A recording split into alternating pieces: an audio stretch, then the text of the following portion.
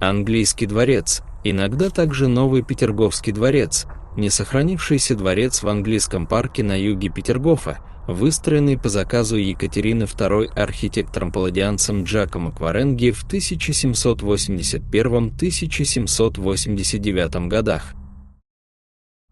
Во время Великой Отечественной войны уничтожен артиллерийским обстрелом 291-й немецкой пехотной дивизии. Новый дворец в Петергофе, позднее названный английским, первая постройка Кваренги в России. Как и некоторые позднейшие его сооружения, представлял собой монументальное трехэтажное здание с многоколонным фронтоном. Главный вход был акцентирован широкой, ведущей на билетаж гранитной лестницей и восьмиколонным портиком Коринфского ордера с треугольным фронтоном. Западный фасад имел лоджию с 6 колоннами. Цокольный этаж был облицован гранитом. Архитектурное решение и декоративная отделка интерьеров отличались лаконичностью, большая роль в них отводилась лепке и орнаментальной росписи стен и перекрытий. Строительство длилось 15 лет и завершилось в 1796 году. Заказчица строительства, императрица Екатерина II, на берегу английского пруда рассчитывала уединяться от суеты придворной жизни. При Павле I дворец постигла судьба других новопостроенных царских резиденций. Он был превращен в казарму. Позднее, в царствовании Александра I, под непосредственным наблюдением Кваренги дворец был основательно отремонтирован. Тогда же была завершена отделка интерьеров в стиле классицизма. Вплоть до февральской революции здание на берегу пруда служило местом, где останавливались иностранные дипломаты и другие гости, посещавшие летние приемы в старом императорском дворце. Время от времени здесь устраивались общественные мероприятия. В частности, концерт Рубинштейна 14 июля 1885 года выставлялись картины. После революции действовал как санаторий. Во время Великой Отечественной войны в 1942 году дворец был разрушен, после войны восстановительные работы не велись. Частично сохранились подвалы и цокольная часть здания.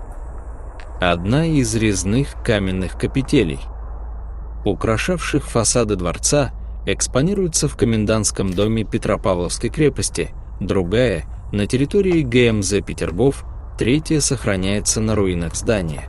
Английский парк был заложен по велению Екатерины II в конце 1770-х годов как воплощение модного тогда английского стиля. Он стал частью нового императорского ансамбля, альтернативой торжественной части Петергофа. К концу XVIII века грандиозный регулярный ансамбль Нижнего парка, основанный Петром I, уже воспринимался как старомодный.